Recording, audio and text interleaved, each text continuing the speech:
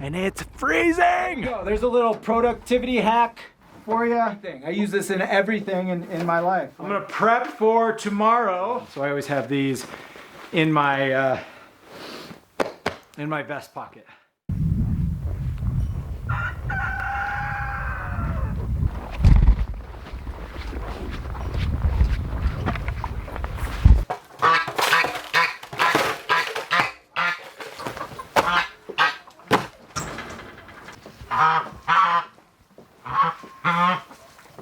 Good morning, it is Wednesday, February 12th, and it's freezing! Got this cold front rolled in the other night. It was cold yesterday. It's 0 degrees. I just checked the temp in the greenhouse, or in the high tunnel. It's 0 there, but on my phone it says it's 0 degrees. Feels like minus 16. It's cold. I mean, this is almost as cold as that Arctic blast we had a few weeks ago. I mean, we got down to minus 20s and 30s, so that was cold, but minus 16 is no joke. It's freezing. So I was out there helping Evie real quick. We're just trying to get out, knock out chores, and get back inside. All the kids are out here. We've got hand heaters with the kids, and hey, it is what it is. We still got to get out and get this cow milk. So we're gonna get the cow milked. Look, the sun's popping up. Tomorrow's supposed to be nice. I'm still gonna let these cows out. So we're just gonna get after it and try to get back inside as quickly as possible. This water is half full, but we do need to fill it up. I have an early morning tomorrow. So we are gonna break out the hose, put that on a trickle. See, these cows have been they're in the loafing shed. They're gonna stay in there as long as possible. Annabelle's notorious for being in there. She'll just stay in there forever and ever and ever. Come on, Annabelle, let's go. Come on. Screw that on. It's stuck. It's stuck? Great.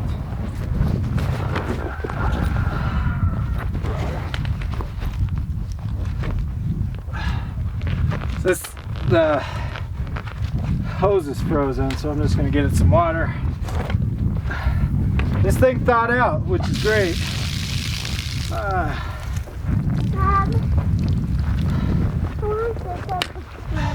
What, baby? Okay, she's gonna come in a minute.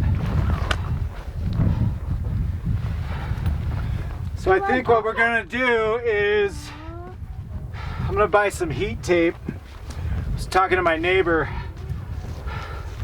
last week. I was over there getting some more hay and spent hay, and he brought up a great idea. He showed me. Look, I said I had mentioned that I didn't really know how those hydrants worked. So she is relatively clean. Thankfully, I put that extra bale of hay in there, added some carbon, so she's nice and clean today. Okay, what I was talking about. A couple of videos ago, I talked about how I didn't really understand how those hydrants worked, the mechanics of them. I've never installed one. I've never seen the interconnections, how they're set up. My neighbor, I was over there getting hay Saturday, that spent hay, and he had one. He just so happened to have one on his workbench, and he kind of showed me how it works. Well, typically they're 4-foot high hydrants. 4 to 6 feet. I think 4 feet ideally is under the ground here where we are, because we've got a 30-inch frost line, I believe. I could be butchering that, but it's somewhere around 30 inches. So you want the pipe at least below that 30-inch frost line, because the way it works, when you open it, there's a mechanism way at the bottom that clogs, that stops the water from coming in.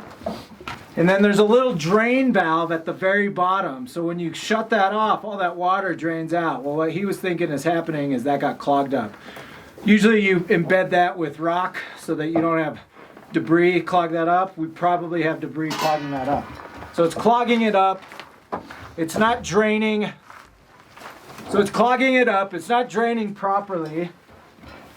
And on these very, very cold storms that we get, it's just freezing at the bottom here. So his idea was, hey, why don't you get some heat tape? And I don't know why I never thought about this, but again, it's sometimes you just don't think. When you're in it, you need somebody else's perspective. So we're just going to buy some heat tape. We'll run the heat tape above ground. I probably have 18 inches to 24 inches above ground. I'm going to run that heat tape around that pipe. That'll heat that pipe enough to where it'll transfer that heat all the way down and maintain the temperature of that heat throughout the winter. So we're going to do that. Hopefully that'll fix our problem next time. Thankfully, look, it's cold. It's as cold as it was this last storm, and we didn't have any problems. We didn't have any problems freezing. So it's those long, sustained, cold days when we run into issues. All right, so I mentioned yesterday I was super bummed we lost a couple of videos to audio. One was Basic H, and then the other one was, I think it was last Wednesday. And I'm gonna talk about what I talked about then. For the most part, I think. You never remember, right? But a productivity hack. And this does not have to only apply to what we're doing here homesteading. It applies to everything in life. And something I've learned over the years is, for example, tomorrow I have an early meeting.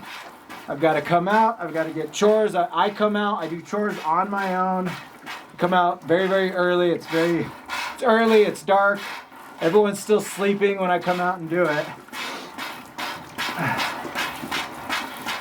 So for me, I want to make sure that tomorrow is as flawless as possible, so I can just get out here, get chores done, and get on to my meeting. I have to be somewhere at a certain time, which means I don't have time for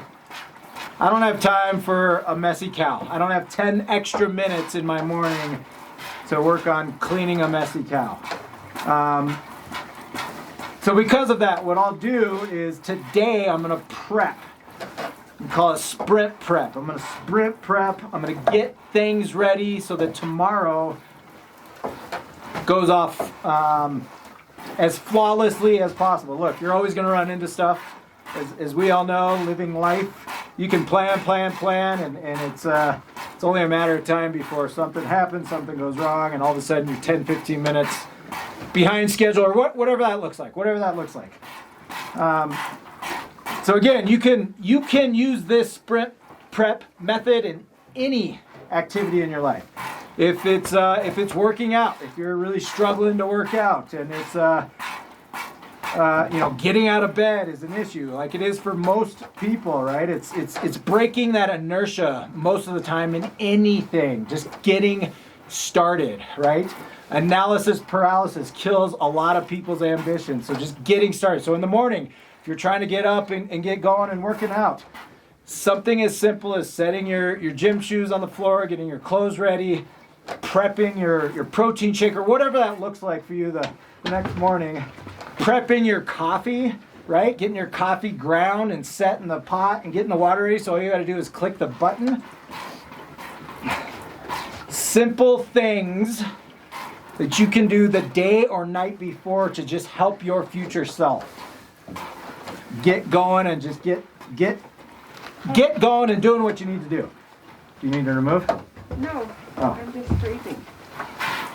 So for me, for tomorrow, what I will do, and again, this week was a little different because we had this cold front, so I threw a bale of hay in there yesterday. But typically on a Wednesday, if I have a Thursday morning meeting, I'm going to go throw in a bale of hay.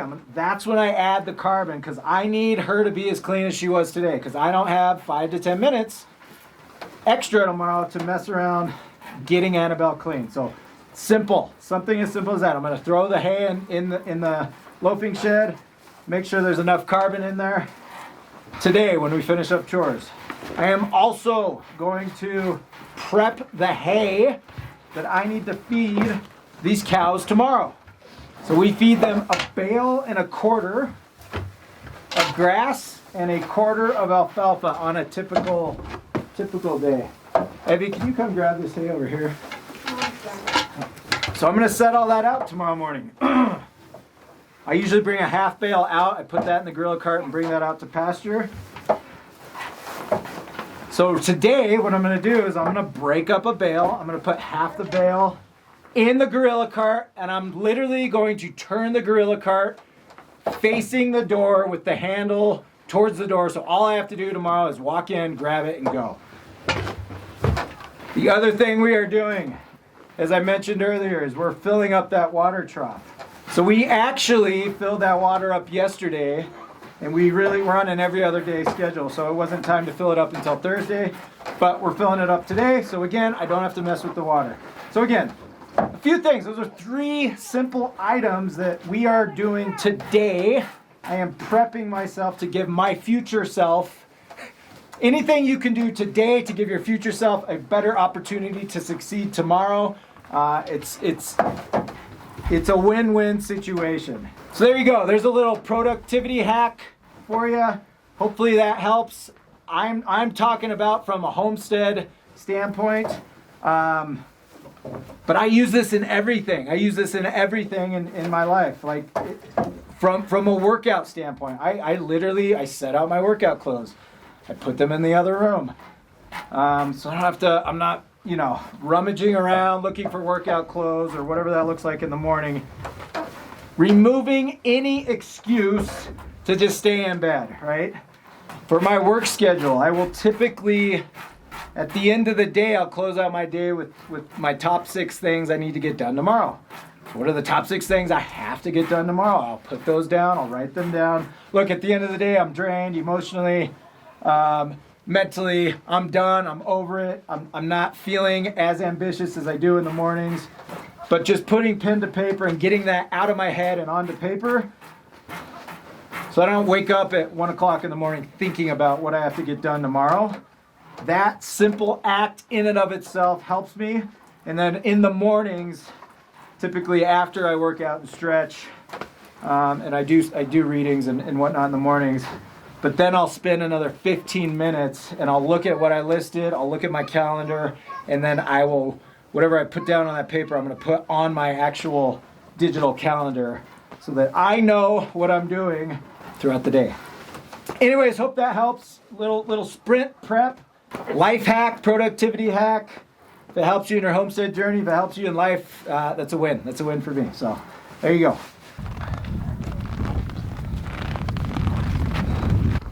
So again, I know I've talked about this many times, but the importance of just leaving this on a drip.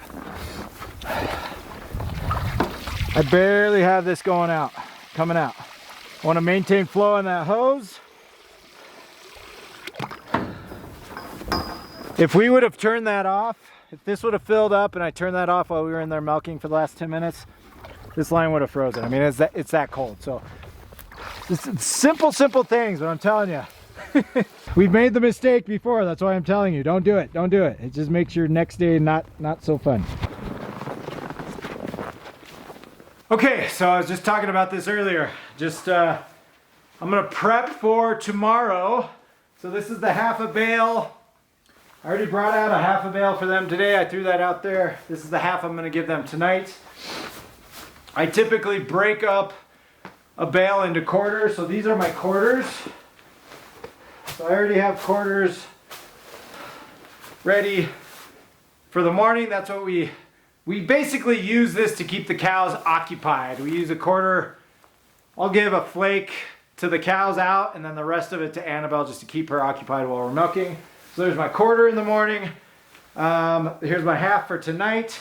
I'm gonna take this bale and this will be my tomorrow bale. So yes, I'm gonna have 2 halves here, but I'm gonna throw half of this in here. I'm literally gonna turn this cart around and face it out the door.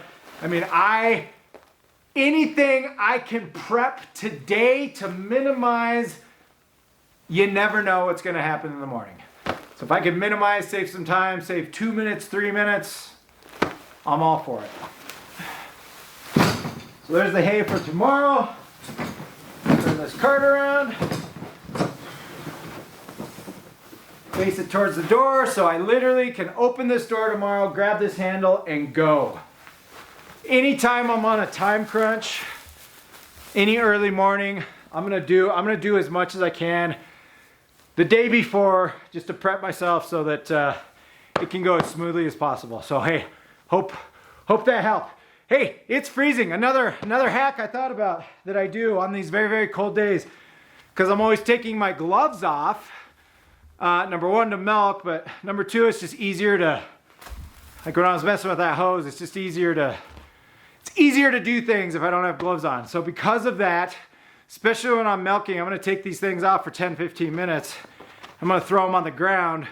It's cold enough that they'll stiffen up and get freezing cold. So I always have a pair of gloves here right next to my body that's nice and warm that I can put on if those happen to freeze. And then I do have another pair of gloves on my vest right here. These are those seal skin. So if it's something where Annabelle's a complete mess and we got to spray her down, these are nice. They're seal skin, they're waterproof, somewhat waterproof. I'd say 90% waterproof. They wick water really, really well.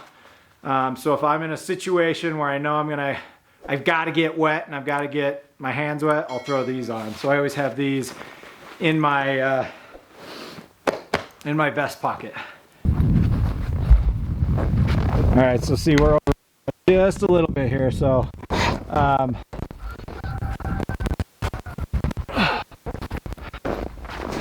yeah, not ideal.